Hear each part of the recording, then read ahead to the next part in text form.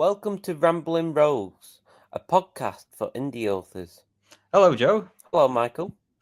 We're back. It's been a while, hasn't it, since we've both done a podcast together. Certainly has. I think it was April or something, maybe the last one we did. I mean, we did an intro for the last one that we did a couple of weeks ago, but it got corrupted. So this is the first time you and I have been on a podcast together for some time. So what have you been up to recently? What can you share with the people? Well, I started a new horror comic that I've been writing the script for, as well as I've also been writing lots of lesson plans. Yeah, we're doing. Yeah, for those that don't know, Joe has started a new sort of life path towards becoming a teacher, haven't you? Pretty much. So that's completely a completely new challenge for you, isn't it? Yeah, it is. Yeah. Do you feel like because you're obviously teaching art, do you think being around students and seeing them doing creative things, do you think that's making you feel a bit more sort of creative yourself, a bit more motivated? Yeah, I feel like whenever any of us, whether it be writing, artwork, any creative field, if we're around other people who do it as well, who do it actively, then it also pushes us in our own practice. Definitely. Yeah. Well, that's sort of one of the reasons we've done Rogue Animal and Rogue Readers, isn't it? Because we've wanted people to get together and sort of feed off each other. So, so you mentioned your horror manga. What can it's a bit different, isn't it? It's a bit slightly different style from what I've seen. It's a slightly different style. The writing quite similar to what I normally do, but artwork I decided to use oil pastels with it. It's quite different. It's a unique take on comic art and graphic novels. Yeah, because you don't really see that, do you? It's usually very similar style often that you see. Yeah, you don't really see it in graphic novels artwork or manga artwork. No. And what sort of inspired you with that one? Was there anything particular? Or? I reckon because I've been getting into teaching more, I've been experimenting more with oil pastels myself. So I think that's just inspired me to try it out and try using them for that. Yeah. And I think whatever you're doing creatively, it's always a good idea to push yourself and sort of try new things, isn't it? Yeah, no, it is. In terms of my own writing, I'm slowly inching towards getting another chapter of my my novel done. It's been the slowest progress ever, probably, but I've now set a challenge, a goal for myself, just to write at least a sentence every day. So at least I'm doing something every day, and that way it is actually getting me doing it. And I'm finding through doing it and through not putting too much pressure on myself, I'm able to actually get a lot more done than I was before. So I feel like also we often think that we need a few hours to do work, but in reality, we really don't. No. Just having half an hour where we start and actively create can be really beneficial. Yeah, even if it's just 10 minutes in a day, something. 10 minutes. Yeah, gets you going, doesn't it? And write a paragraph or two. And gets you in that sort of... gets you in the mindset, gets you doing it, gets you thinking about writing and thinking about whatever field you're doing creatively. Yeah, definitely. And I've definitely found that with me. So this week's podcast is all about AI. It's a topic we've talked about loads together. And we've been talking about this podcast for quite some time as well, because we've been sort of trying to get people on and get the right people. And I'm really happy actually with who we've ended up with. We've got some really interesting people on with us today. Before we get into all that, though, how do you feel about art, AI art, I should say, as an artist? Well, in terms of AI art in general, the general facts are that it will take a lot of jobs in terms of illustration and commission work. People would rather get it for free rather than pay someone to do the job. Yeah. especially if they haven't got a lot of money to do a project they're doing. Say it's a Kickstarter and they haven't got a lot of funds. Like they're more likely to use an AI software. It's a challenge that a lot of graphic novelists and also normal traditional novelists like myself, not necessarily with art, but in terms of writing and people using AI generated tools to produce stories even. It's a challenge that we've all got to sort of figure out how are we going to go forward in this new world with AI sort of changing the boundaries in a way. And because it is here to stay, it won't go. Yeah. And that makes you pretty scary when you think of it in that way. Yeah. Because in a year, what's it going to look like in a year? Yeah, exactly. We already, in teaching what I'm going into, there's already software that will write full lesson plans out for you. Yeah. Just in an instant. So it's not even going to be teachers teaching people anymore. It will be AI algorithms. Yeah, that's slightly terrifying, isn't it? You'll present it as a teacher, and then the AI will do the bulk of the work behind the scenes. Yeah. And it's a challenge. Like I say, it's a challenge that we're all going to have to adapt to. Like it's not going anywhere. So what do we do next? And that's sort of the question that we're framing this podcast around today. How can we adapt, and what can we do next? And to sort of help us answer that question, obviously there's no correct answer. We don't know what AI means really yet. It's still in its very early stages in terms of where it will be. But we've got three fantastic guests today. We've got Joe Young, who is the admin and creator of the Get Writing horror group, as well as various other groups on Facebook. He's someone I've wanted to have on the podcast for ages, so I'm glad that we finally got him on with us. Alongside him, we've got Raudric Curtis, who is a graphic novelist and creator of Royal House Comics. And lastly, we've got Paul Hook, who's a very active member of our communities and admin in the Rogue Readers group as well. And he's coming on to talk to us about how AI has impacted his writing. And I think one of the most interesting things about all these interviews is that we've got such a range of opinion. I mean, I thought going into this that it was going to be quite universally negative. And people have sort of surprised me in how they've answered about how they've used AI and how they view the role of AI within their work. So let's begin our first interview with Joe Young. Hi, I'm Joe Young.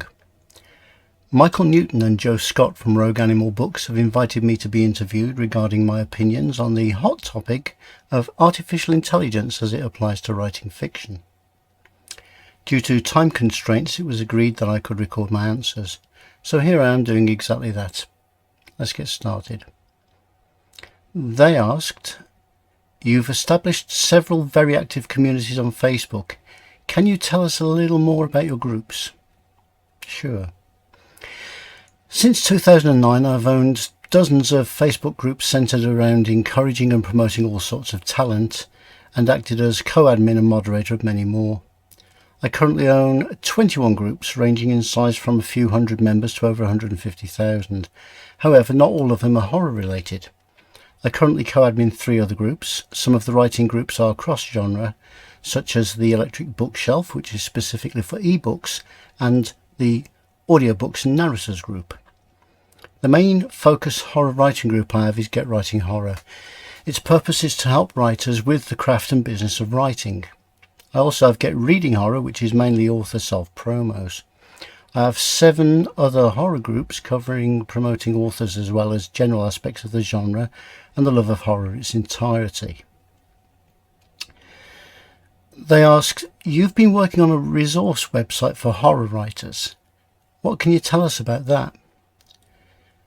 Well, I didn't really want to say too much too soon about that, but seeing as you've asked nicely, my Facebook groups and other social media presence are already giving authors much needed free help and extra visibility. But Facebook's layout, as well as their ever-shifting goalposts of what's allowed, make it increasingly difficult for authors to get the help and exposure they need.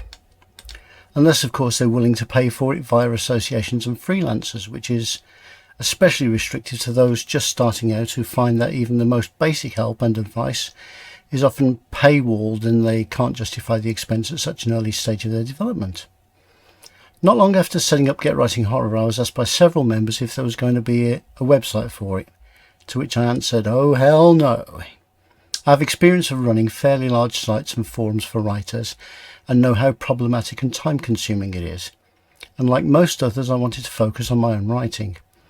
But during the conversation, it was established by the members that although a full-on resource website would be an asset to the community, it would be impossible to create a dedicated resource site on any truly meaningful scale because of the cost and time considerations. Doing it alone at my expense of both time and money is a tall order considering what I would have to do to make it work. However, following the conversation and in a moment of sheer stupidity, I decided to give it my best shot, doing what I could when possible. I'm not a web developer, but knowing that a drag-and-drop Weebly or Wix site would be useless for building a future-proof scalable resource site, I first had to learn how to create one on an expandable platform.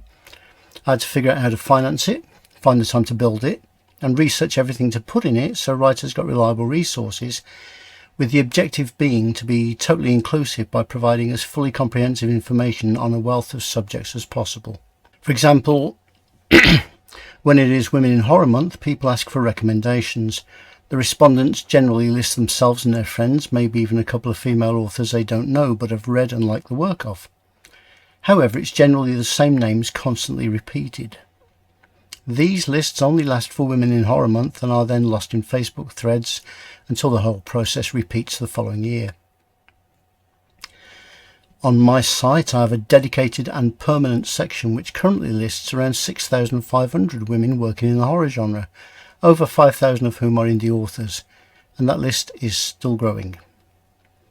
My site has author research sections with lists of publishers, editors, marketers, podcasters, YouTubers, illustrators, literary agents, social media resources, official and unofficial organisations, international archives for text and images, myths and legends, phobias, a who's who of horror authors, books listed by length, books listed by subgenre, a comic book and graphic novel section, a book cover section, sections for listing and reviewing movies, TV shows and video games, a memorabilia section, and a section with tens of thousands of videos covering aspects of the craft of writing and useful research materials such as true life crime.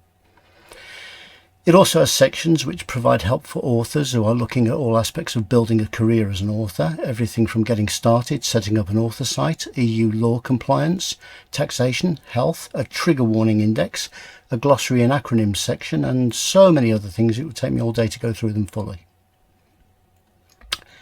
The main area is the forums area, which at the time of this interview has 168 forums, 1,383 topics, and 5,220 posts. At its most basic, if it's something an author needs to know or wants to know, then I probably have information about it. I also have a section regarding the use of AI, which brings us neatly to the next question. They asked, AI has become a huge topic across the writing community. The rise of generative AI and ChatGPT has understandably caused a lot of concern. What are your experiences with AI? Have you or would you consider using it as a tool in your work? I'll begin by stating that I will never use AI for generating creative writing or article writing. As I'm also an artist, I will not use AI for book covers or illustrations. When ChatGPT was first announced, I went on the waiting list and eventually got my hands on it. I immediately gave it a task. I asked it to list every episode of the entire black and white Twilight Zone series from 1959 onward. I'm a fan of the show and own the whole thing on DVD and Blu-ray, as well as having Mark Scott Zickry's definitive book on it, outlining each episode. So I already had all the information on hand, but ChatGPT returned a list to me that was almost 40 episodes short, and several of the titles it gave me were episodes from other series. Given that what I asked from it was information which has been publicly available for decades from widespread sources, it's hardly rocket science to find and compile, yet AI failed at the task. Over the last couple of years, I've watched its progress, and it's still wildly inaccurate. An example being that a few months ago I requested a list of 20 horror authors who have died since the year 2000. It created a list of 18 people, including dates of birth and death, several of whom had died way before the years 2000, and 3 of them were still alive. The upshot is that even though ChatGPT and its ilk are fast at gathering and compiling information, they, at their own admission, may hallucinate and still require validating. And seeing as such fact-checking takes a lot of time, I find it far easier and quicker to do everything myself than to place trust in unreliable artificial collators. As I said at the outset, I wouldn't use it to write stories or articles, I wouldn't use it to generate art, and as you may gather from my experience of it so far, I also wouldn't trust it to provide me with reliable information. What I occasionally trust it with are such things as word processing, where it points out when I make mistakes, or if I wish to alphabetically organise a list. Other than such basics, I give AI a miss. They asked, have you spoken to other authors in your community about AI? How do they feel about it? Overall, the hate for AI, whether it be for book covers or writing, is almost tangible. It's also understandable given that AI can screw with the potential careers of authors. The argument is a simple one. Upon the release of generative AI, it was immediately used by writers, in inverted commas of course, to create books that were uploaded to Amazon within hours, and stories clearly written by AI were being submitted to publishers. Obviously, the lazy among us, those who don't care about any aspect of storytelling, can use it to create more books faster than those of us who write our own stuff. They don't worry about the quality, they're just going for quantity, so will happily pump out any old crap to make a fast buck. I've seen publishers putting a block on open submissions, choosing instead to go down the invite-only route rather than face the onslaught of hundreds of AI-generated stories hitting their inboxes. This has the effect that unknown writers trying to get their first published story are going to be instantly avoided because it takes too long to vet each one. I can't blame publishers for this, as some of the open calls get hundreds if not thousands of submissions, and it's already difficult enough for them to sift through the submissions for stories which adhere to the guidelines without having a slew of AI-generated crap clogging up their inboxes. It's also damaging that the likes of Amazon have been inundated with AI-generated books, which causes a bloat amid the genres and lowers the public perception of the state of horror writing, when a poor choice could result in the reader having a bad experience with an AI book that puts them off further purchasing of regularly written ones. Pretty much everything I've seen others say about generative AI follows the same line, that it's destructive and should be banned outright. I'm all in favour of a total ban on AI-generated fiction. However, I'm going to say something which some may find divisive now, in that to my way of thinking, those who use generative AI to write the stories they then lay claim to are no different than those who use ghostwriters to create fiction. If you come up with an idea and prompt a large language model to write the story for you, then you didn't write it. It's not your work, and you're a fraud if you put your name on it. I have recently seen the Horror Writers Association's statement about the use of AI, and although not all-encompassing, it's a great start. I hope that they may also consider applying those same standards to ghostwriters. If you come up with an idea and a ghostwriter writes your story for you, then, as with AI, you didn't write that either. It's not yours, so you're a fraud if you put your name on it as a writer, especially without crediting the actual writer. Yet people in our community use ghostwriters and are never called out for it. The only people who have a right to call themselves fiction writers and have their names on the stories are those who actually wrote the stories. And to those of you who are ghostwriting fiction, instead of allowing liars to make money and a name for themselves off the back of your talent, why not bring those books out yourself and get the career you deserve? It's not rocket science. So, they asked. Meta has recently released a host of AI-powered tools to assist with group admin. At the same time, they have launched AI at Meta Experiences, which will use user data to support generative AI. What are your thoughts about these developments? They completely suck. As far as groups go, excuse me, I tested the AI assistant for groups on a few of mine, and it caused so many complaints from people whose posts didn't show up that I turned it off. If the AI could tell the difference between genuine posts and all of the spam, porn and scammers, then I'd be interested. But all that it seems to be doing is monitoring everything we do so it can figure out more ways to advertise to us. Regarding the AI at Meta stuff, I'm exempt as I live in Germany and Meta doesn't want to adhere to the EU regulations regarding the use of our information. No matter where we live, we're going to see a rapid increase of meta intrusion into all aspects of our social media lives. As horror authors, it's bad enough that we have to curb our language or face FB jail, and even lose our accounts if we're using language which we need to use as part of our genre choices.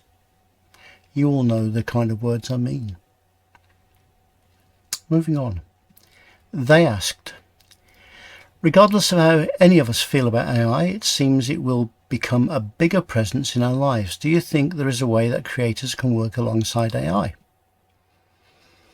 It's obviously an individual choice, but that choice may come down to either accepting AI or finding some avenue where you won't have to.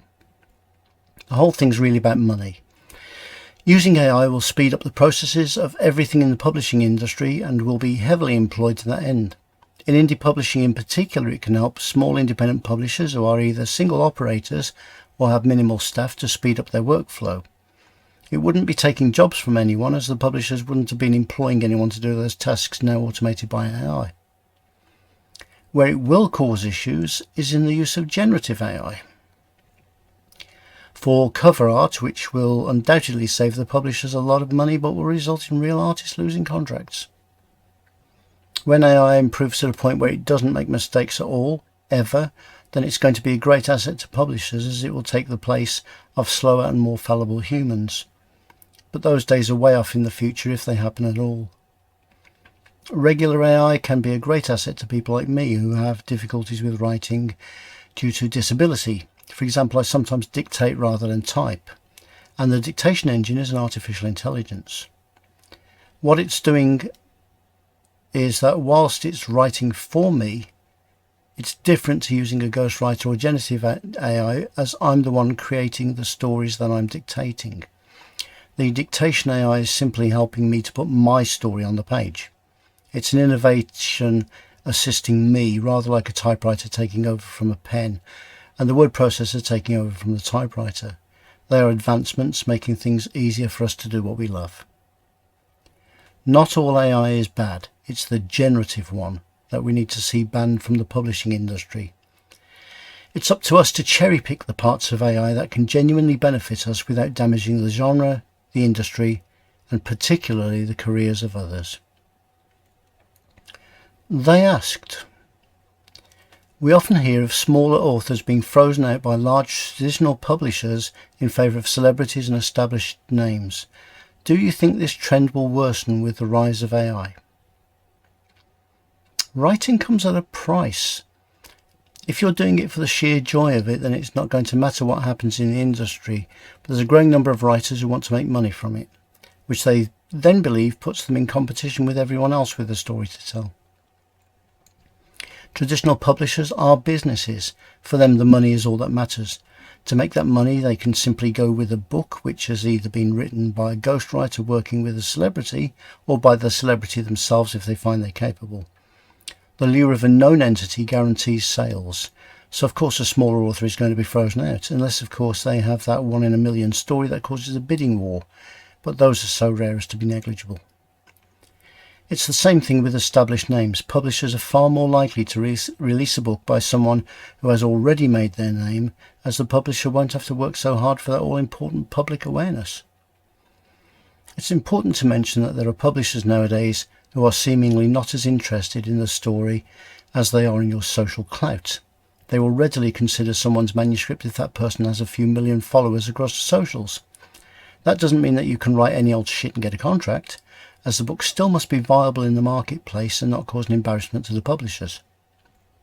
Business is business, and it will always be biased towards the things that put cash in the publisher's hands. So yes, AI can potentially create a slight increase in small authors being frozen out if celebrities use it to write their books. But other than that, whether you stand a chance or not is really down to how good a writer you are and how well you market your book. They asked, Do you think there will ever be a situation where people won't be able to distinguish between AI-generated work and genuine writing? There are already people who can't. As for the rest of us, I believe that the technology will eventually reach a point where it'll be harder to tell, but it's not going to make that big a difference, as there are writers out there creating amazing and well-crafted stories, whilst others write utter crap. What we humans need to do to make sure that our stories are more interesting and our characters more relatable. The greatest asset we have in the fight against generative AI storytelling is our emotions. We can write while AI doesn't have one. They asked, what can creators do to protect their intellectual property rights against AI?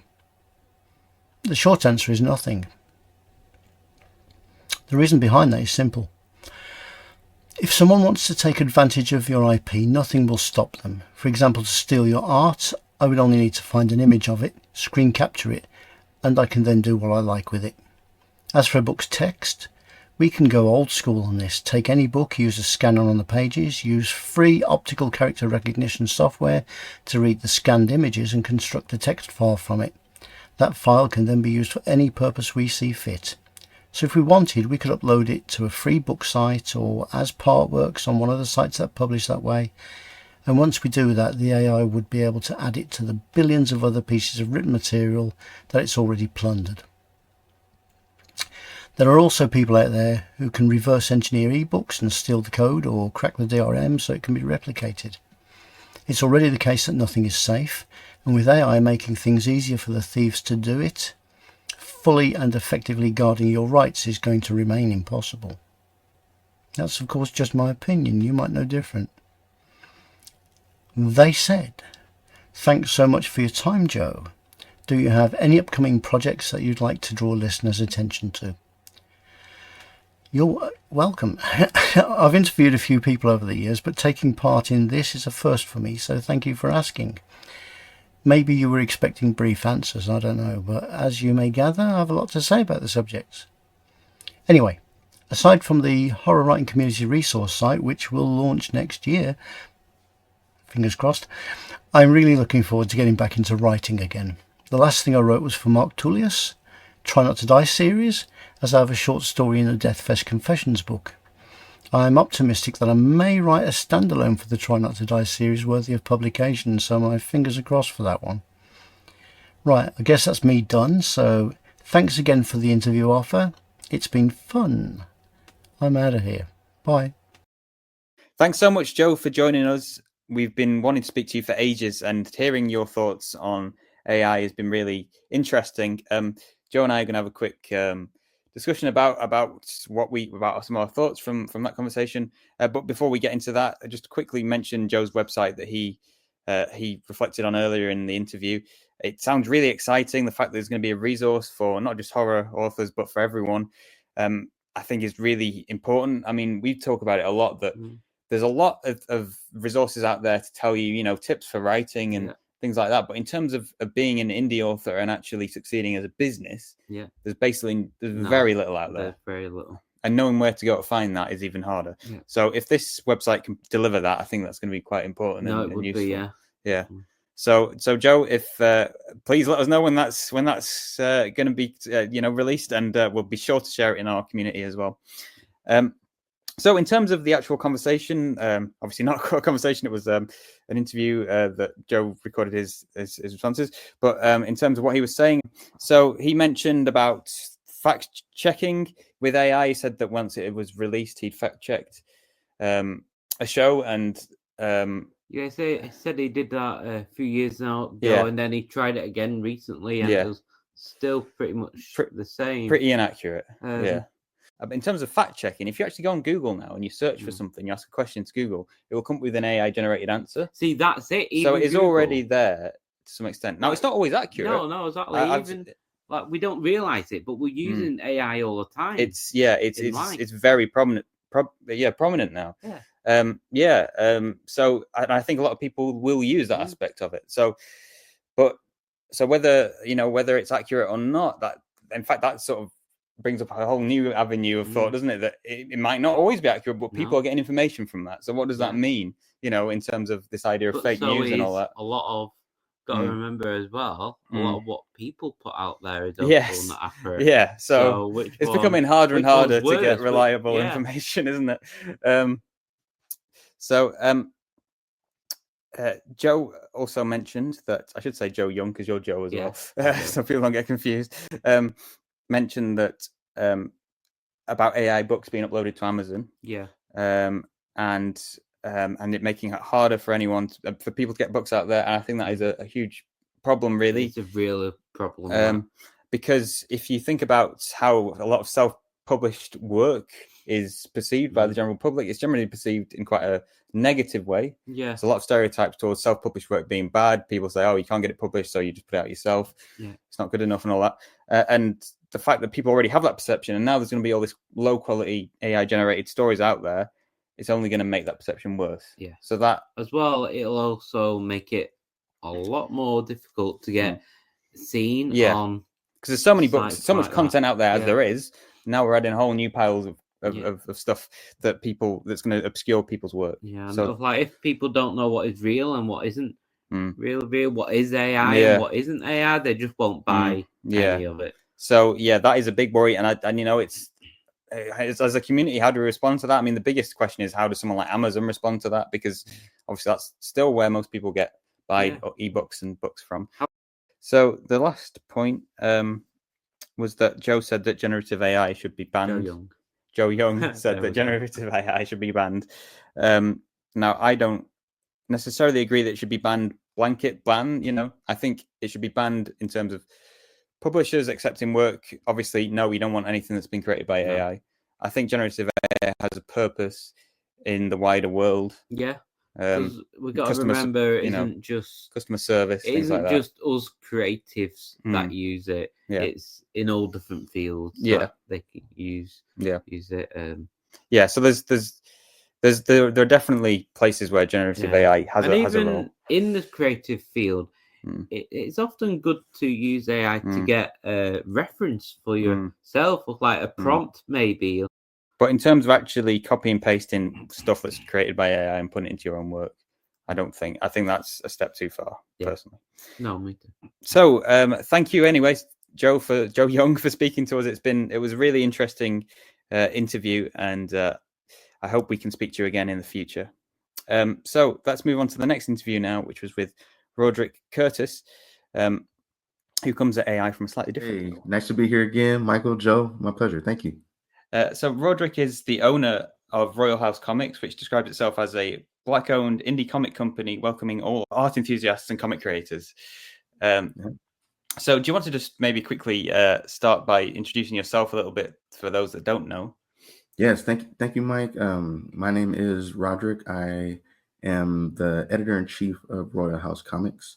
I do also publish nonfiction, and I've just published my first nonfiction book, The Wisdom of All Good Books, under my umbrella company, CB Publishing.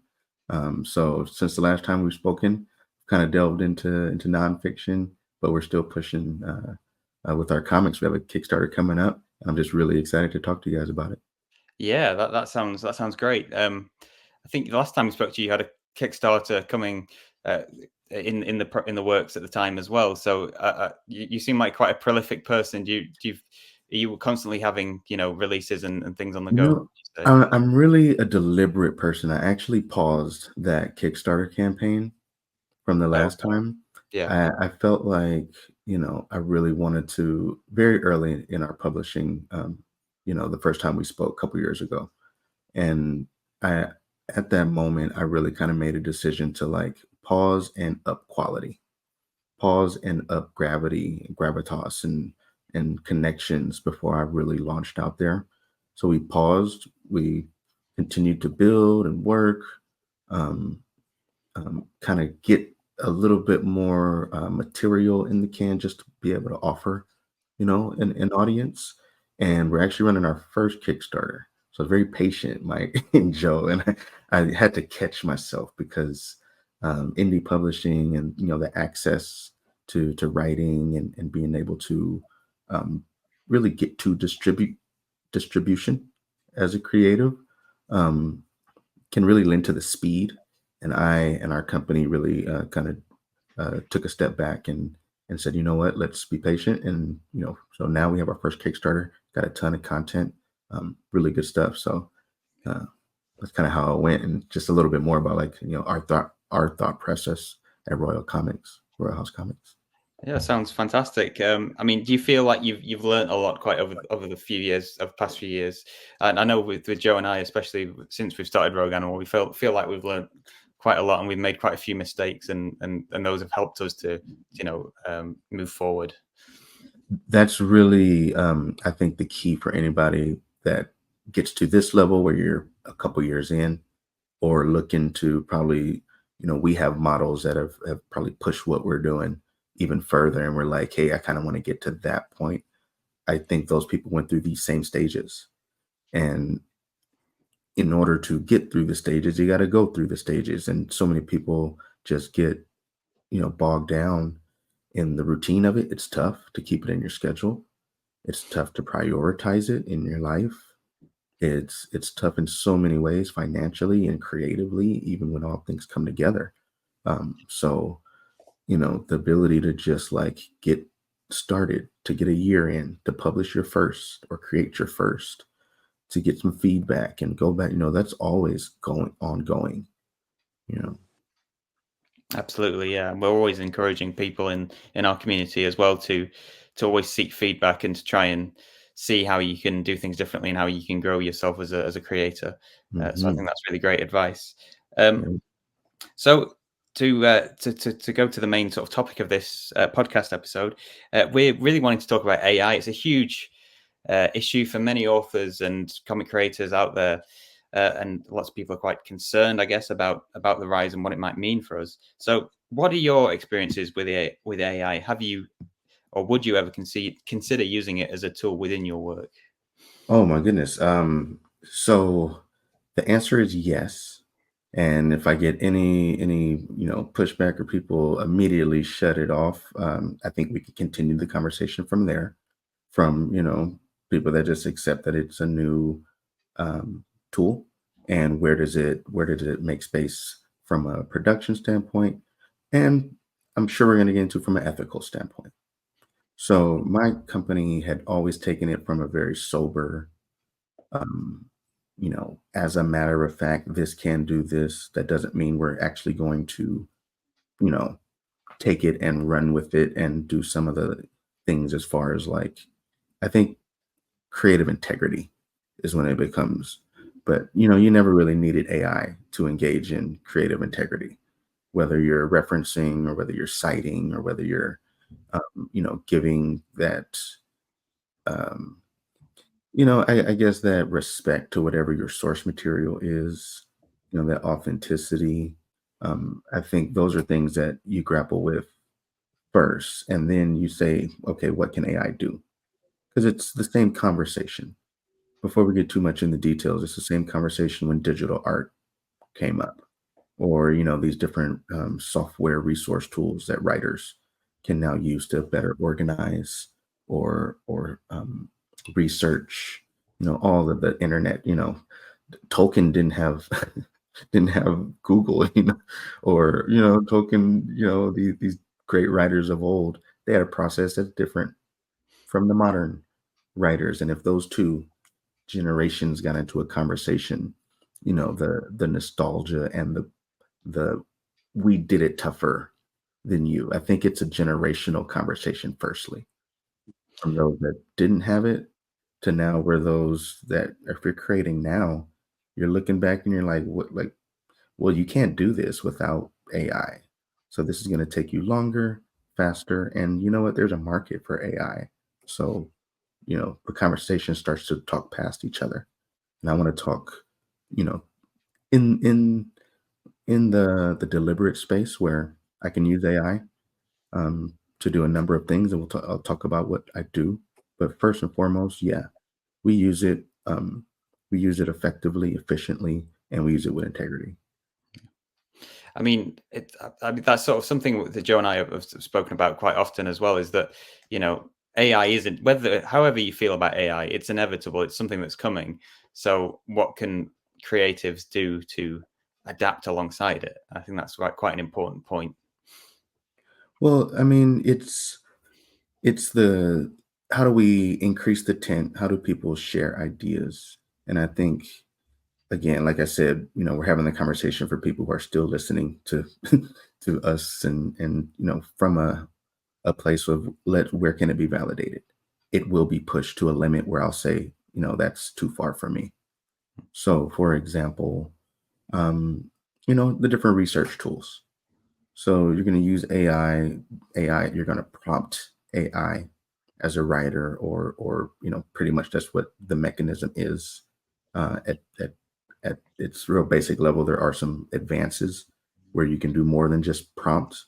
But as far as like open AI being able to say, hey, I'm writing this story about, Egypt. We do a lot of historical fiction at Royal House Comics. And hey, I want to, learn about this pharaoh or this, deity, this relationship, this battle. It can take you to a place that just Googling and clicking on links that was it before, or going to a library and getting creating a little research list and going to those books, which have their own sourcing issues and have their own historical accuracies that need to be further analyzed. But we still got to the same place where I'm able to take some knowledge that's out there. I'm able to gain access to it and influence my creation. Absolutely. Right? So then the next step, go ahead, because I think It's all right. I think going at each step is important for people to understand it. So just from a basic standpoint, I can read it's the expert that's not in the room. Definitely. Yeah. So lots of creators are worried about the impact about AI and how it might impact them. Do you view AI's rise a concern or an opportunity? Well, I think you have to see opportunities as a creative that's business minded and wants to actually turn that creative passion into a profession. Those are two different things. If you're going to be creative, that's going to be complacent at your art desk or at your writing desk and complain about how others are creating, then I think you're going to find yourself with a number of obstacles to keep you from being in a flow. If if that's not your way of creating, then why are you worried about AI? If you're worried about it stealing from you and it's an ethical standpoint, then advocate and be very informed about how people are using it, where it's any different. Like I said, if we just want to have an ethical conversation about AI, then we can stay on that realm. But I think I think most people that want to stay there are pretty closed off on where they feel about AI, and it's just a different conversation. Or for people that want to create and be aware where AI can help, I can definitely help with that. Like I said, the research, the be able to kind of, I described it to some of my co-creators in Royal Houses like Jarvis. You're able to just kind of talk through ideas, a sounding board. Hey, what if I mash this and that up? What would that brainchild be of some different, either scripts or books or characters you want to explore? Yeah. And I think that there is a certain scale as well, isn't there, to AI? Because I mean, lots of people use the tool for something like Grammarly, for example, which is obviously I think using AI as a way of creating suggestions and analyzing documents. But then there's also people on the other end of the scale who maybe are using AI to actually write the stories for them. So I think there is a scale in it, and I think the question maybe is where you put yourself on that scale and how how far you think the AI should go within that creative process. Yeah, I think it's definitely gonna settle on the quality and the market. There are you take Facebook, and when it first started becoming available, you had this term called an AI artist, and there was so much pushback in the creative, and still is, and still rightfully so. If you're going to be critical about it, right? So you have artists who can now just prompt, and they can post something that was computer generated as if they were part of the creative process just through a prompt.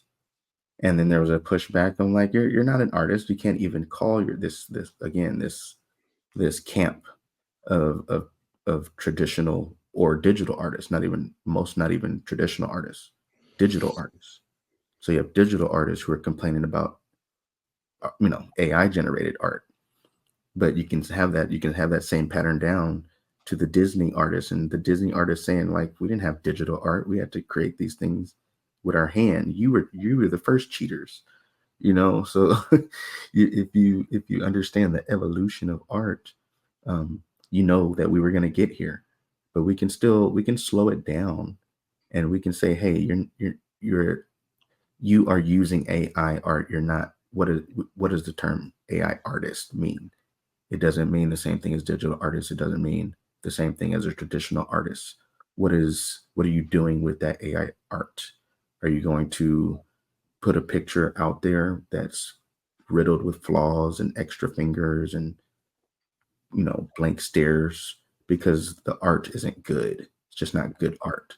It has no purpose and meaning behind it besides a random prompt that will catch your eye and catches a lot of eyes, and it developed a market of its own to people who actually like it, and it's growing, and people have taken it from the beginning stages to advanced stages, and are finding ways to incorporate it into production. Even high level Hollywood productions are using AI art now, and we're none the wiser as an audience sometimes. So where do you want to play now? Do you want to just be in your camp, or do you want to get in the game, jump in the ocean and see how you swim? And so if it's an evolution, do you think that there is still a place there then for human artists in going forward? Do you think there will be a place, or do you think that AI will become its own, AI art will, as you sort of suggested there, become its own sort of genre that people like, but then human art, created art, will be a separate thing as well? I say there will always be a human element. I hope there's always a human element. Royal House Comics will fight tooth and nail, and will always have as our mission and the way we do things a human element. And I'll tell you why. There's imagine a robot cooking for you, cooking a meal. It's going to be something that you might do if it does it well, but it will never replace grandma's cooking or your auntie's pie, right? There's something, it's in the mistakes a little bit, it's in the, I don't measure this, I just pour a bunch of sugar in this in this tea, and that's about right. I think a robot, and even like, the newness of it, where your grandma's tea was probably like passed down, and the first time they did it was probably a mistake, like the traditional, like there's something, sometimes AI has trouble like replicating a consistent like DNA. If you kind of understand what I'm talking, even when you're prompting, like if you prompt too long without enough parameters, you start to lose the the streamlining of it. So it's really hard to weave like Easter eggs, and it's really hard to kind of connect these dots that true writers, authors, going back to like Tolkien, and the levels of detail and nuance. I think AI, they might be able to do it, but they won't do it with the same type of rhythm that a human can. So the human's always going to have to be the maestro. Absolutely. I agree with that completely. So how in your opinion do you think AI is actually transforming the wider comic industry? Are you seeing it already playing a part within the industry? Yeah, yeah. m- m- as much around creative as it is around the business. So things like analytics, analytics and SEO and being able to prompt, um, you know, uh, script for a website, at a higher level business, you can have the AI business right, legal right for you. Like I said, it's the expert, the professional level, that's not in the room. So usually an indie comic creator would have to discover that skill, you know, go go to a person and charge them to sit down and consult. I can have ChatGPT create a whole business plan for me based on models and follow it step by step, to get me to the finish line. So it's that educational and information piece that AI brings. It's as valuable as being able to prompt in a picture on you know one of these image generators and put that out in a book. um, they are doing, like I said, they are, some of my team, and I have a creative Ukrainian artist that works on my project Pharaoh versus Priest, as well as great Nigerian artist who's part of our team out of Nigeria, and they do a lot with like Photoshop. That's not necessarily like just prompting. It's can I generate something, and can the AI use my style, my own style, and kind of push me to the next like step, whether that be inking. Can the AI just ink this thing that I created? It didn't create it for me, but can it help me with just this liner? That's the same as being in Marvel and doing the pencil art and pushing it down the chain. Yes, yeah, Right. absolutely. Yeah, At a very like basic level, I would pay somebody else to ink it, and then they'd send it to the colorist. Right. So if I can input my own style of sketching, my own style of inking, my own style of coloring, then why can't I be my own supply line? Yeah. It's the same as Prince going into the studio, or these artists, Ray Charles, and would lay down the piano, bring in a guitar, lay down the guitar, and do their own track. You know, is the sounding board cheating? The more advanced sounding board, the cleaner the sound, the cleaner the more easier it is to blend. Right? It's just got more advanced and faster. and as you've sort of mentioned there, that there are obviously two sides to creating a comic. There's the actually writing of the script and the illustration, and you mentioned there about all these fantastic illustrators you've worked with. But do you think for people that aren't maybe in a financial position to afford an illustrator, do you think that AI art is a valid way forward for comic creators who feel they've got a great script but can't afford? No, I'm not there yet. I'm not there yet. I think once you get there, you can have a creative, I guess, come up with a great, like, what do they call them? Query, or hey, I'm gonna write this story that's a mix of Romeo and Juliet and X-Men or whatever, and I'm just gonna put that prompt in, and the AI is going to create all the art, and it's going to write the script for me, and I'm just going to put it out there. I don't think you can call that your own at that level. Don't want to read it at that point.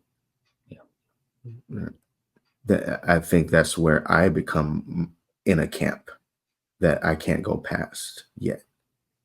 I want somebody to tell me a story that is authentic, that is real. If you're going to do that mashup, I want you to dive into that mashup and bring it to life for me with something that I know had, because when you're telling a story, you're pulling on something.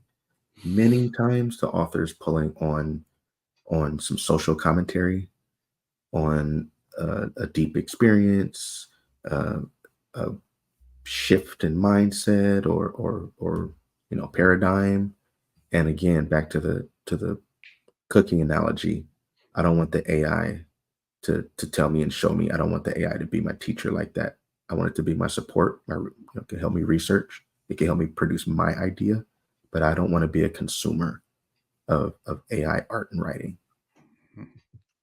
Yeah, I think the fact is that AI to creatives can be a great tool, but when it replaces you or someone you're working with as a creator, then it sort of steps the line, doesn't it? Steps the boundary of what is sort of morally right. Well, I think it's from a capability standpoint too. Back to like being able to draw on personal stories.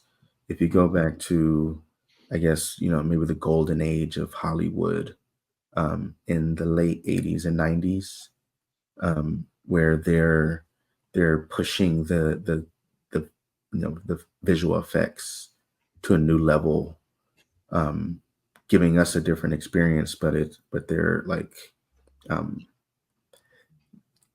they are, if you compare it to now, there's so many mistakes in it. It's so grainy if you compare it to what came after it, right? But we lost something as in that next step that, yeah, we can compare. It's different. It's not apples to apples, but I love 80s and 90s cinema.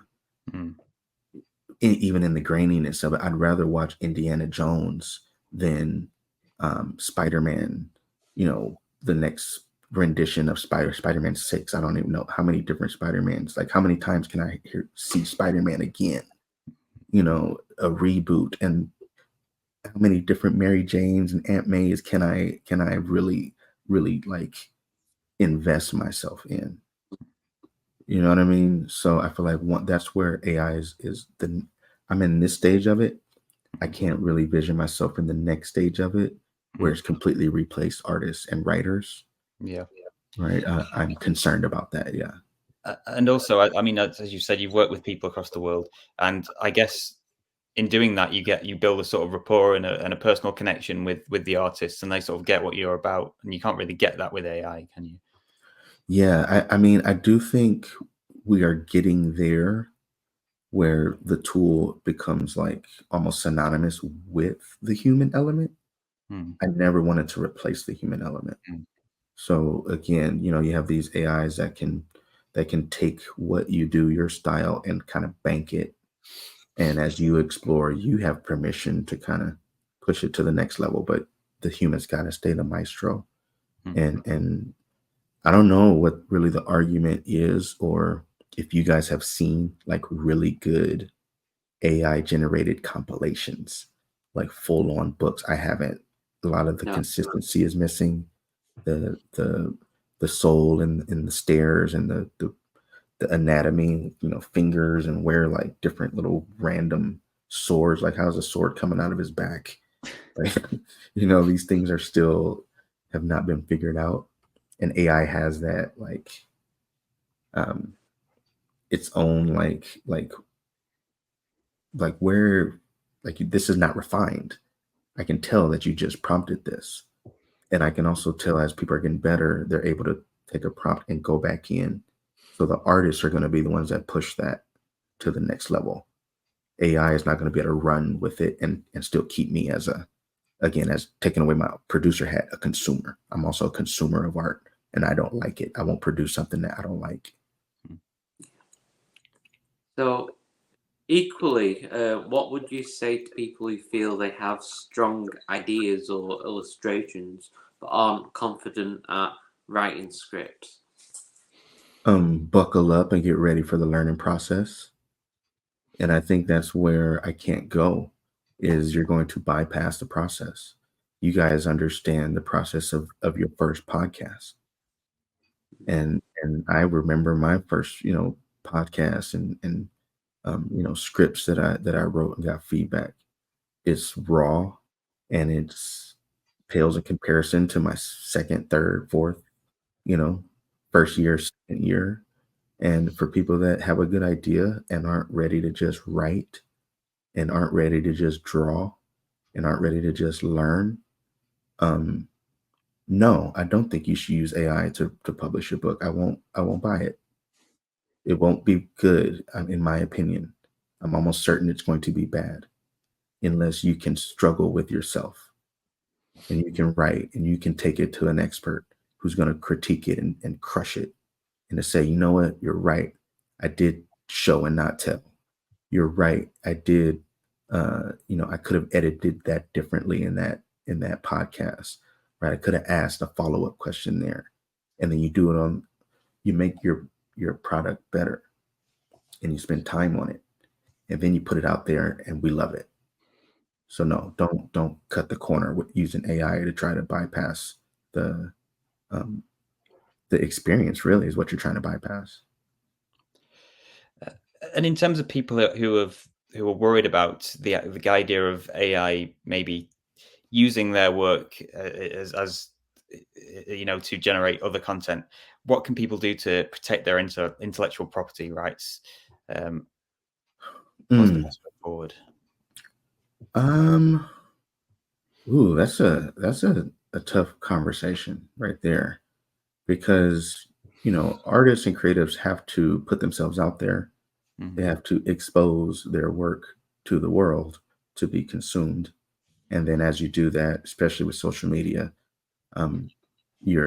people have access to you, and it's you have, even in like a social media standpoint, like people share an opinion on Twitter and just get doxxed and you know what I mean? It's like, man, I didn't want that much of me, like of me learned in this without context.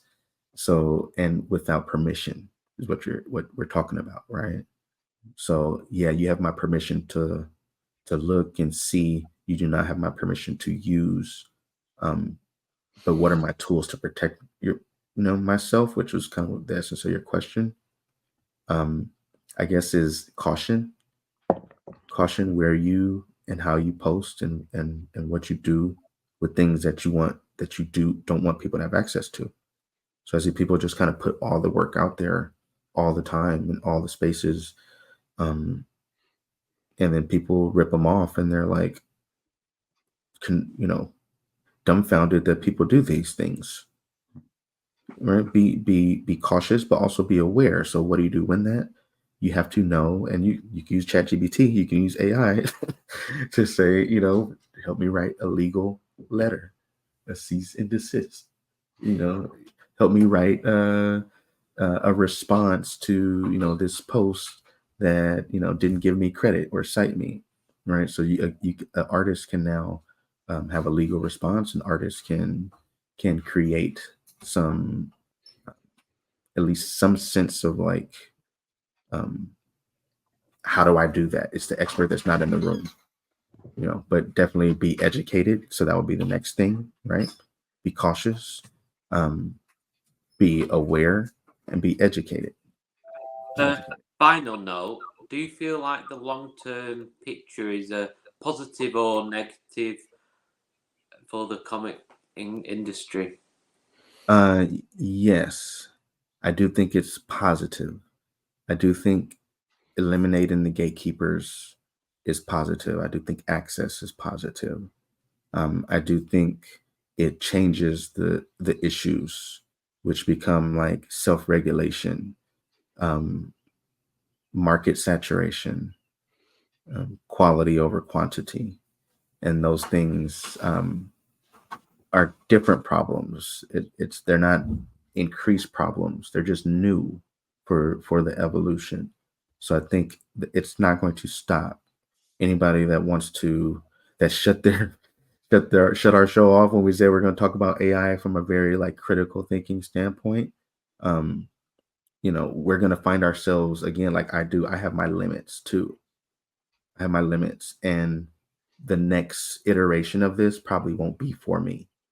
It will be for the younger generation where this is really all they know. No, they aren't going to watch Indiana Jones. they don't have an eye for the 90s, for the early 2000s. They don't have an ear for some of my great rappers and artists and musicians. But there will be some people that do it right that will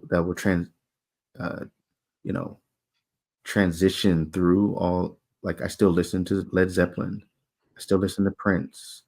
Any young person that hears Michael Jackson or Tupac is gonna be like, wow, like I never heard that, you know. So there's a soul that's gonna remain so long as we are generating AI. I may not always like it. Somebody will, and I can't knock those people who create it for people who consume it. I think that's quite a sort of positive note to finish on in terms of the outlook for creatives in general. I think it's always unclear exactly what the next step for AI is going to be, but if we continue to adapt in the way that you've suggested, I think we stand the best possible chance of being able to survive within whatever the future is and whatever it represents for us. We have to hold on to the positivity. It's so easy to lose, and people have to fight for it. I think there's a type of nihilism that is just like running rapid, where people are staying in their camps. They're not communicating through the differences. They are bypassing the learning curves. They are complacent. And all these things are not things that I want to feed into, because I can still see the potential and the greatness, and I want to push for that. People are still creating fantastic stuff through AI art, through traditional art, through all types of mediums. So if you're a creative, the first thing you have to do is open your mind up. It's the first thing you have to do. If you're going to produce, the first thing you have to do is open yourself up to the learning curve and where things are going, where things are at. So for the audience that's listening, I think they need to hear the positivity in it, and like I said, be understanding that there is another side. There is a negative side. You don't necessarily have to feed into that or leverage that or be disappointed or discouraged by it. So many other models to follow. Definitely. Well, thank you so much for talking about this topic with us today. It's been really insightful. We've heard quite a range of opinion about AI. We've spoken to a variety of people, and it's always good to hear all the different perspectives that creatives have. So lastly, what can we expect? You mentioned you've got a Kickstarter on the go at the moment. What can we expect to see next from you, and where can people go to find out more? I'm doing a lot, Mike. Joe, I'm still publishing comic books. Our Kickstarter is going to be going into pre-launch in mid-July. So about probably like next week, we'll go pre-launch. We are publishing our second issue of Pharaoh versus Priest. As I mentioned, a very fantastic Ukrainian artist, Bodan, and the turmoil. We had to kind of put that project on pause, as everybody knows, with the turmoil. So he's back in a place where he can produce and has the space, and I'm just so excited to get the second issue of Pharaoh versus Priest out. That was our first book that we launched. I have my podcast, Championship Culture, where I'm talking about growth and business and people, having to figure things out in their goal setting. So and like I said, I published The Wisdom of All Good Books. That's available on Amazon. So if you just follow Coach Curtis and Royal House Comics, you can be exposed to the many fantastic things we're doing. I'm also on a podcast called The Artist Panel Tap, where we talk about artists, ventures and just more of the creative space in general.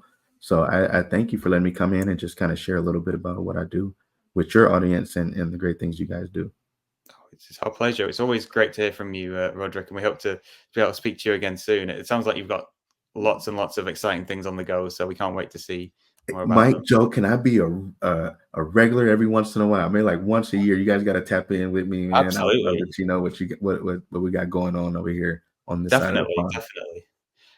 I mean, we've always said that the indie community only really succeeds when we work together. So we'd love to have you on with us and more and learn more about what you're doing with Royal House and with your own ventures as well. So yeah, man, I love the topics that you guys cover and the way you cover them. So yeah, if you guys would ever reach out, man, I'd definitely come back on and meet with your audience and talk with you guys. All right. Well, thank you. Fantastic. Cheers. Cheers, Rodric. Thank you. Bye. Thank you. So thank you, Raudric. Once again, that was another fantastic insight into how AI is affecting creatives, and from a very different angle from the first interview, which I think is quite good about this podcast, is that we've got 3 different people, and each of them come from a very different angle. So it's quite representative of different viewpoints on this subject, because it is a very divisive subject. It is. So again, we'll just quickly reflect on a few things that were said in the interview. Raudric said something quite interesting, which was that AI is a generational conversation. AI art, I should say, is a generational conversation. And he said that, when digital art came out, people said that that's not real art. It's not physical.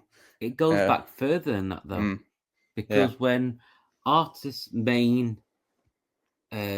like how they made money in the past was painting portraits for people, and when photography came along, the camera was invented. That then went. So I think it's very much what he said, a generational thing of new technology coming out. Absolutely. But so it's sort of the argument was that AI art is a natural progression in that, and it could be seen as a new form of artwork that can stand alongside digital and physical artwork. Now, what's you're an artist? What's your opinion of that?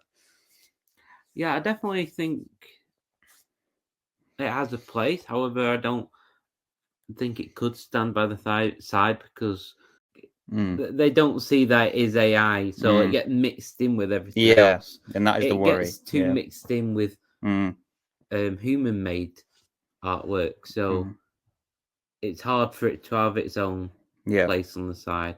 It would be great if it could, though. Raudric also mentioned that AI art is an opportunity. Well, not AI art, but AI in general is an opportunity for writers, and I think that's something that you sort of have to, regardless of how you look at this, you sort of have to agree in a sense that it's here and it's not going away.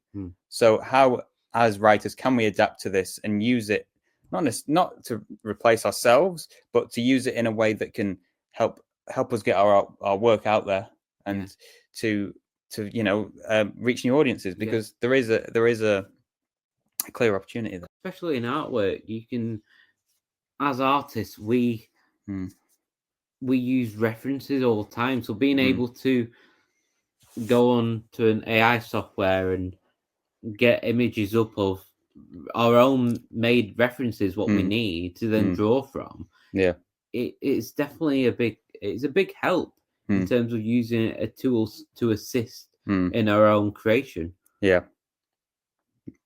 definitely. So again, thanks so much, Raudric, for speaking to us.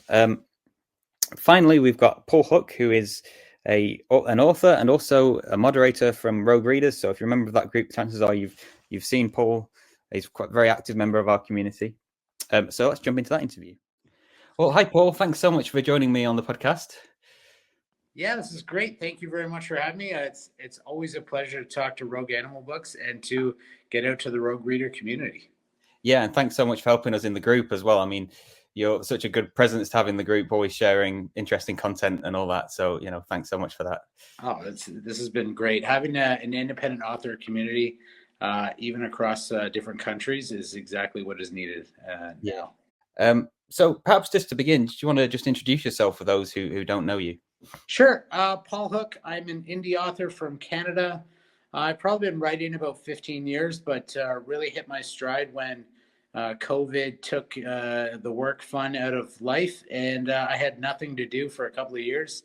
I was doing work, but with not a lot of people visiting my office, I definitely had lots of time, and I had passion and drive, and it just so happened it came out at the same time of writing that Rogue Animal Books came to the fore. And, I ended up publishing my first book in 2021, and probably about 20 or 30 short stories and flash fiction and I've just kept writing ever since. So, I created my own website and then became a moderator with Rogue Animal Books, thanks to the generosity of you guys. And it's just taken off from there. And, the reason I'm here today, we started a discussion about AI and what that means in the writer community. I think it's actually more prevalent probably in the indie community than it would be in the mainstream writing community. So it's fun. I really appreciate having a chance to talk about this super cool topic. Absolutely. Yeah, as you say, I mean, AI, it's definitely impacting authors and writers and obviously the world in general. It's sort of everywhere you go, any app you open, AI is there. So what are your personal experiences with AI? So I probably about 2 years ago, where at my last job, I was talking about data and digitalization, and ChatGPT was just coming to the fore as one, the groundbreaking free AI generative tools. Now there are tons of them. There's the proliferation is just massive. Elon Musk is getting involved, and a lot of other the big billionaires are now saying, whoa, we need ChatGPT to take a pause. And they're saying it's, so the laws can be created. And I don't know if that was necessarily 100% of the case, because I know Elon Musk is now developing his own AI for his company, as are other ones. And so I really got involved just based on a work side, but I like to see things not as threats, but more as opportunities. And because the fear of the unknown tends to get a lot of people to put up barriers. And I'm a fan of just exploring the new stuff to see what's out there. And so what I ended up doing was taking a look at ChatGPT and seeing how prompt engineering worked, and maybe what the potential uses are, just to further my own writing, whether that's to further my own skills or creativity, or seeing if there's dual use where I could co-create a book with an AI tool, and what would that look like? Does it make it easier? And so instead of just saying no, I wasn't going to do anything and just put up my walls and saying this is a threat to the community, it's a threat to writers, I actually wanted to sit in and take time, see what it could do, see if it's going to benefit my skill set, see if it's going to benefit me as an author.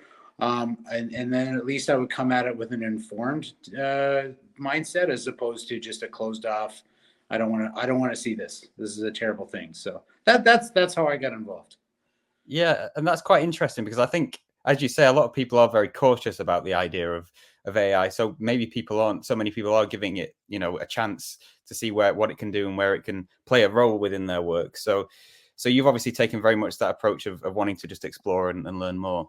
Yeah, and it worked out really well. So I mean, if you look at it from as an author, that there are a lot of people that are trained, that went to school and have a full university degree in English and have published books, and they've got a crack staff that are helping them doing editing and copywriting and everything else. Maybe it's not for them, but for somebody that's just starting off, it can help you with setting up the necessary building blocks for a book. So some of us don't understand that there are different ways of how you want to set up a rise and fall of a book, or what pacing is, or scene selection, or how to come up with how to introduce a new character, or changing verb tenses or phrases. And so I think those are some of the things, some of the tool sets that I looked at. So I wrote down a list while I was thinking about this before I had a chance to talk to you. So scene setting, proper phrasing, rewording. Maybe you're just stuck and you don't know what you want to do. So you can use ChatGPT to say, this is what I want to convey. Is there a different way to rephrase it? And it'll spit something out. And if you don't like it, you can say, okay, well, I kind of like that, but how about we use a more formal way of speaking, or be sarcastic, or use past tense instead of present tense, or don't use any adverbs, or be exciting. And you can just engineer the way that the AI will generate different ideas, and that will just give you it could be the catalyst for you to start writing something different, because it gives you an idea. So you're not necessarily taking everything that AI's created word for word and cutting and pasting it into your manuscript. maybe you're using it just to get through the writer's block. And so you can also use it for scaffolding. So, say you have the concept of a book project or a short story, but you really don't know how to start it. So you can ask AI, what is the concept of writing, and what would be the 5 different sections of writing a short story, and then it could outline it for you with almost a paragraph heading, and that could be what you use to start. It's no different from using something like Scrivener or all of the other tools that are available. It just gives you that one up so that you're not creating it yourself. Something else you can do is maybe an outline of a story. So say you have an outline of a few ideas of what you want to create, and then you get ChatGPT or whatever AI system you're using to kind of take that outline and make it into something more with more meat on the bones. And then that becomes the basis of your story. You then have an idea that is generated by you, kind of written by AI, but then if you start massaging it, it's not really AI content, it's more of a hybrid. And once it becomes a hybrid, it's still your idea, it's your concept, you're writing it, you're generating some more of the ideas, you're just getting some assistance. And to me, how is that any different from going to one of your friends who's also an author and saying, hey, Michael, I'm stuck on, chapter 23 where the guy ends up getting decapitated. How should I set up the scene after that to get into the next scene? And if you provide me some ideas, am I giving you, some of the props in the book for helping? Should you be part of the copyright? Probably not. It would be more my content, right? And so I think that's where some of the discussions are happening. And there's a lot of stuff going on right now in the U.S. on copyright law. And I think, like, if you just type in AI use in books in copyright, or is Amazon allowing AI generated books to be sold for Amazon Kindle, and you'll come up with tons of different articles, tons of stuff on Reddit or Quora. I'm sure Amazon KDP has something in their FAQs that would answer that. And I know that even in 2022, the US Copyright Office granted their first permission or first copyright of an AI generated text to picture or picture to text book. And it was a graphic novel. And so if it's already there, we're now in that phase where, technology is surpassed what the laws the laws of the land are. And so do we need to go back and revisit it? And I think that's happening right now because there's some current lawsuits going on in the US, and I'm sure in the EU and the UK and Canada on what that actually is going to mean for society. It's no different from anything else when technology is just increasing at such a fast pace. The law can't keep up with it. So, we're now in that fuzzy zone, the blurry zone of, is it copyright? Is it not? And if something is generated by AI, you cannot copyright it because it's been taken by other, it's been generated by other data or other media that is online. But if it's something that's been massaged, where it's a hybrid of a person and AI generated content, then you can definitely have it copyrighted because it comes into the fair use law. And so I'm not an expert on that by any stretch of the imagination, but I was looking at, and I'll give a shout out here, AI Generated Content and Copyright Law by Ellen Glover in February 2024. And so it's a really good article because if you have these questions, that's where you need to go. Like, people are really interested in what this means to our community. And so they've written great op-eds or blogs or articles for magazines on what it is. And I think it's incumbent upon, people like Rogue Animal Books and groups like Rogue Animal Books to have these discussions, because there's so many of us that go, well, what does that mean for me? And so if somebody is an expert in it and has already done some work on it, or if they're not an expert but they're passionate about it, you at least get access to the information and find out where it's at. So it's definitely the Wild West right now, I would say. Absolutely. And as you say, there's so much debate and discussion because people don't really know what AI means yet for the wider sort of world. So, but from my understanding of what you said there, your perspective on it is that AI can be something that assists with the creative process rather than replaces the creative process. Yeah, and so I'm working on a book right now, and I've had it for a while. And interestingly enough, I'm using this as my test bed. So I wrote the premise of my story, and then I wrote 30 chapter headings. And so I know where I'm going with the book, and I know where I want to end it. But for each of the chapters, what I'm doing is I'm working with ChatGPT in particular, because that's the one I started with, and I like understanding how it works, and I don't want to have too many different AI generated models, because then it just becomes complicated. But I've used that and tried to train it to figure out how I write my books, or at least for how this story is going to go. And so I fed it one of my short stories, and I'm basing my novel on the short story character. And so with that as a background, the AI is able to understand how I write in a very informal way, present tense, dark humor with rules, and the character goes on tangents and everything else like that. And then if I throw an idea in for a topic or a chapter heading and say, this is what I'd like the scene to look like, sketch it out for me. And AI can do that in a matter of seconds, really. And then I have to read through it and see if I like it. And if I do, I can use that to further my idea, to further my writing of that specific chapter or that specific section, and then just go on to the next chapter. And it's taking less time, and it's definitely a fun experiment to use. So I think by the time I'm done, maybe AI will be responsible for 25-30% of the content in the book. But it's definitely all of my ideas on what the overall construct of the book is going to look like, how the characters are going to interact. But some of the content is going to be written by a robot, written by a computer that has access to billions upon billions of different books or articles or different media that it can use to generate something that's similar to what I prompted it to write.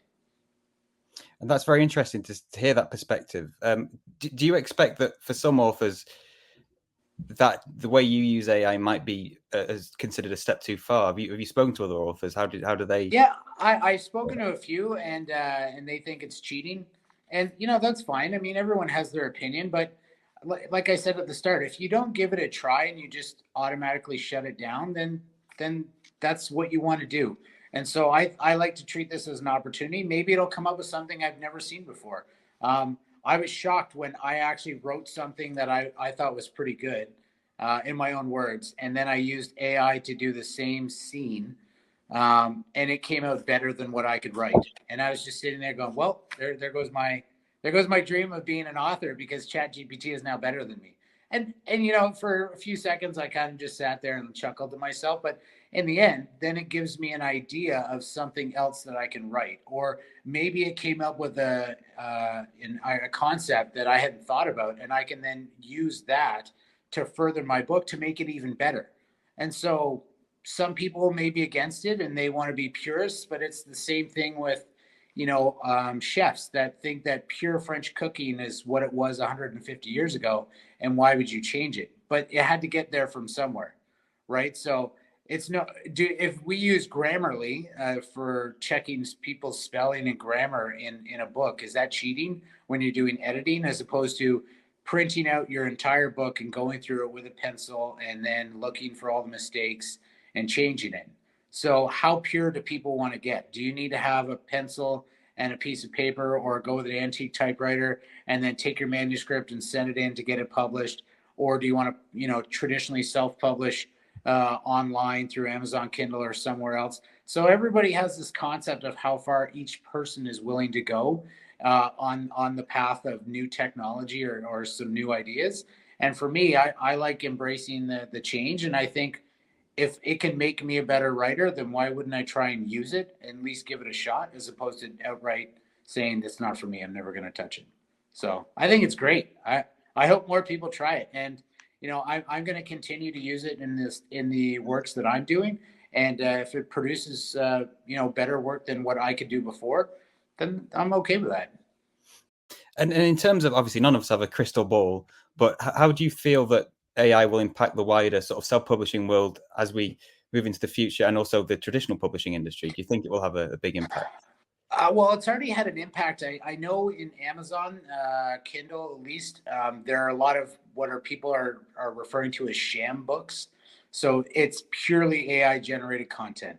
And so it's not the hybrid that I was talking about, the one the way that I'm using it, and that's fine. I mean, but people are using this to make a quick buck because they're pumping out books that are written purely by AI. Whether that's legal or not, the courts will be up for decision. But I mean, in the end, if people are buying material and they like it, whether it's AI generated or not, it is a threat to the traditional publishers. Is it a threat to the indies? For sure, because that just means there are now people that may not be as good as an indie publisher or sorry, an indie book writer is, that is now getting into it with virtually no training or very little input to have a book come out. But I don't think the traditional publishing industry has a worry right now, because I'm assuming that they can tell. There are ways that you can tell if stuff has been generated, and so much like schools that use different tools to find out if essays have been plagiarized. I'm assuming tech will find a way to find out if books that are going through the big publishing houses have been written with AI. They can probably find a way. So I don't think they're too worried about it. And I also think that, at least for established authors, if they're still pumping out books that people like, what incentive is there for them to use AI? Probably little. So, but it's still worth the shot and it's fun. So. Yes, yeah, exactly. But in terms of traditional publishers, obviously that you mentioned there about them having technology to detect if people are using AI, but do you think that they will in some way use AI themselves, whether it's for editing or whether it's for improving?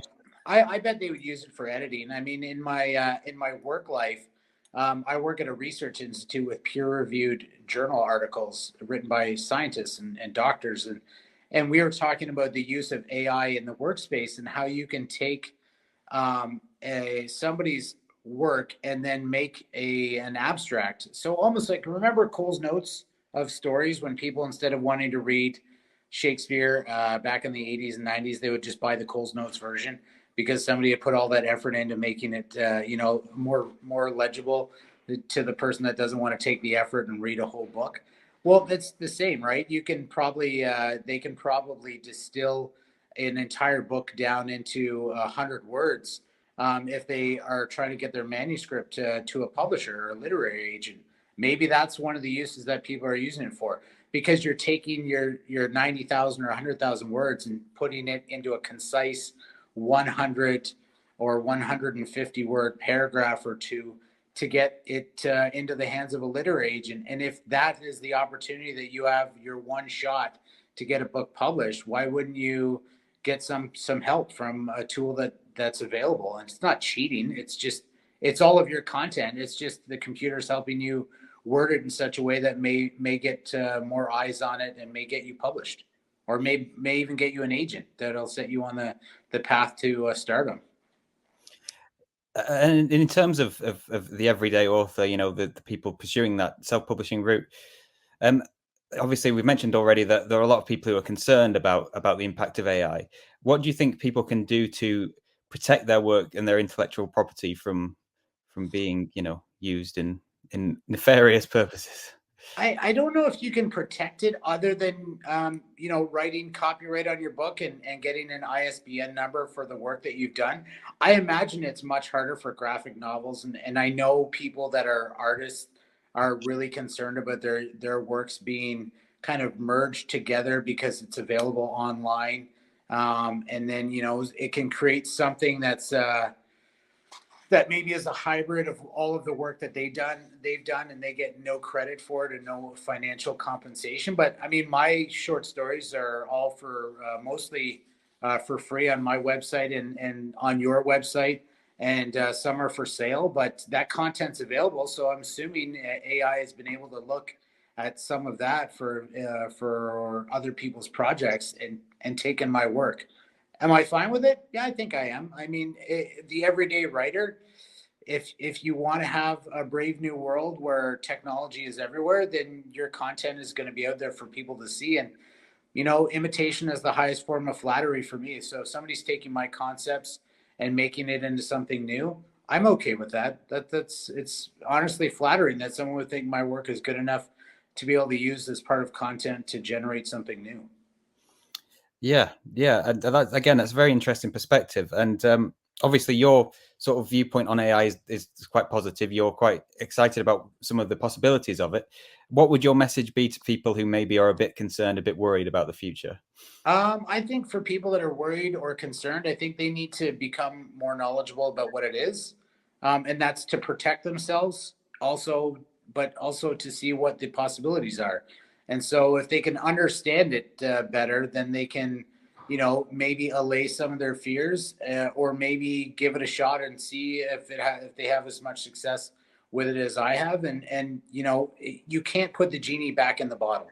AI is there forever.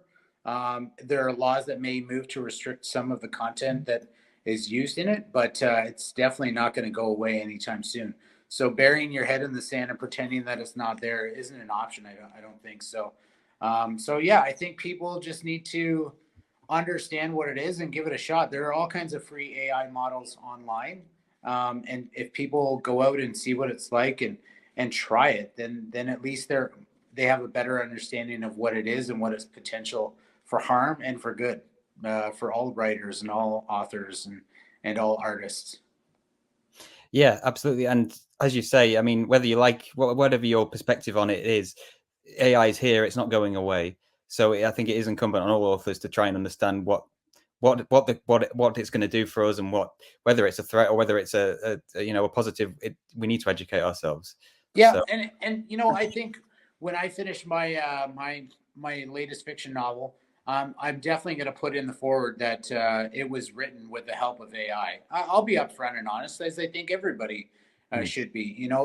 It's part of your idea, and you would be disingenuous if you were to not include that information for the reader that spent good money to buy your novel. So, I mean, maybe that is the first bit to inform the audiences of those that are reading that some of the content's out there, and maybe it's a hybrid, maybe it's a full-on AI generated book, but at least if they're informed, they can make a decision on whether they want to buy more of it or they're happy with what was in existence before AI became a tool for us to use. Absolutely. Well, thanks so much, Paul. It's been really interesting to hear your perspective on it all. Yeah, thank you very much for giving me the platform to talk about it. This is great, and I'm really looking forward to seeing what other people have to say, because if we don't have discussions like these, we'll never move forward on helping the indie author community on what it means to have AI in our space and how we can go about either using it or protecting ourselves from it. So thanks for doing this with the community again, and thanks for having me on. I really appreciate it. Absolutely. And as you say, I mean, it was important for us to have a mix of perspectives, some people who are positive, some people who are more negative, just so that people can get the sort of the broad range of how people feel in the writing industry in general. So just before we quickly wrap up, what can people expect to see from you next? What have you got in the works at the moment? Well, I've got What Do You Mean Used to Be a Nice Guy, and this is the AI generated or hybrid model. I hope to have that out by the end of the year, but what I'm going to do is I'm actually going to use social media and start publishing maybe the first paragraph or two of each chapter every week from now until Christmas, kind of as a teaser to see what AI looks like. And then I have a few short stories for Christmas that I'm working on, that in a novella, and I just published my second short story anthology. So I've made a micro press at my house, and so I'm making the books from scratch. Not only just writing the books, but making them from scratch and selling them to some indie bookstores in Canada. So that's where I'm at now, and I'm really hoping to finish editing another one of my books, which is about a police thriller fiction with drugs and everything else involved, and taking place in Toronto, Canada. So we'll see that that may get on Amazon in the near future, but if not, I hope for next year. Like I said, my work life is getting in the way of my passion here, so if there were more hours in the day, I'd be pumping out more novels. So we'll see what happens. It sounds like you've been pretty prolific to me, to be honest, Paul. Thanks. So in terms of this story that's coming out on social media, perhaps you could post it in the group as well, because I'm sure people would be fascinated to for sure, to see more of that. So. Yeah, I can do that. I'll probably put it on Instagram and Facebook, and I'll put it in the Rogue Readers for sure. That's a great idea. That's great. Yeah. Well, thanks so much, Paul, and to speak to you again soon. Yes, thank you very much, Michael, and have a great day. Yeah, you too. Thanks, Paul, so much for speaking to us. Paul's been such an active member of our community. He's appeared on all sorts of things we've done before. So it's been really great to have him here speaking to us about this topic. Out of all the different opinions we've had on AI in this podcast, I'd say Paul, in a way, is the strongest supporter. Positive, maybe most positive viewpoint of what it means for authors. Now, I'm not saying I 100% agree with everything he said there, but it's good to have a positive outlook, because everything is so much doom and gloom, and we're all going to be replaced and all that. So it's nice to hear some positivity.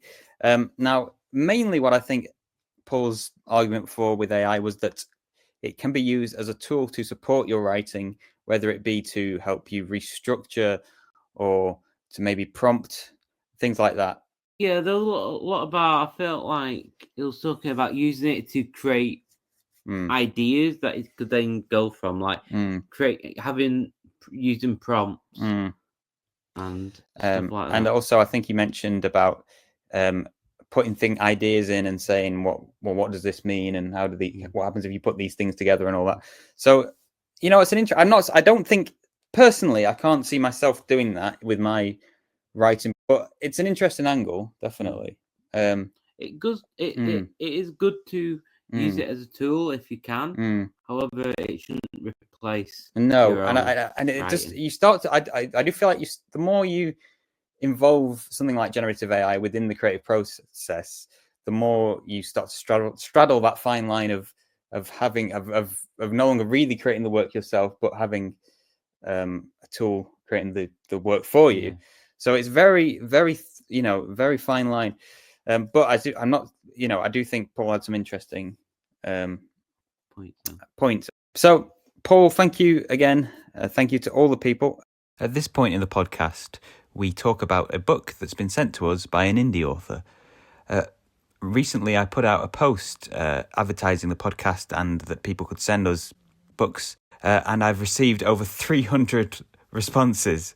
Now, obviously, I can't get through all those in this podcast, but what we thought we'd do is we've picked a book that we're going to talk about, but we've also picked 5 other books that we will be giving a shout out to. So this week's book is called Legacy of the Crow, and it's by S.P. Jairaj. What we do on the podcast is we pick out 3 things that we liked from the first chapter of the story, rather than do an actual review, because we don't want to bring any negativity, really. We're here to support indie authors, so people can make up their own minds about whether they like a book and want to buy a book from what we've said and how we've described it. So before I get into the 3 things that I enjoyed about this story, I'm going to read quickly the blurb that has been sent to us. In order to destroy a totalitarian nation that assumed power through manipulating the pantheon of animal gods, Jael of the Crows has turned into a mortal woman to undo the nation's darkest spell from within. Relying on the little magical knowledge she retains from her transformation, her wit, crows, and a damning level of secrecy, the reborn Kalisha, the Crow Sorceress, also struggles to protect her sanity from the horrific evils around her. As the story opens, Kalisha reflects on the kingdom, a collective of 11 other powerful animal spirits that held sway over the other animal spirits, as well as the human-like people on the continent. As the story progresses, we learn that a nation called Mutka has been deceiving the kingdom and betraying the other nations. They've used dark magic to cut off all connection to the kingdom. I think this introduction sets the scene in a really strong way and sets an intriguing narrative. As we progress through the story, we learn that Kalisha has given up her animal form to become a Quilak, one of the human-like races in the book. At the start of the story, she's completed her task of weakening Mutka's dark magic. She's finally about to escape, but at the last minute decides to go back for someone. Even though this is very early in the story, and we don't know a lot about Kalisha, you get a sense of how difficult this decision is. we're left asking questions such as, what terrible things happened in Mutka?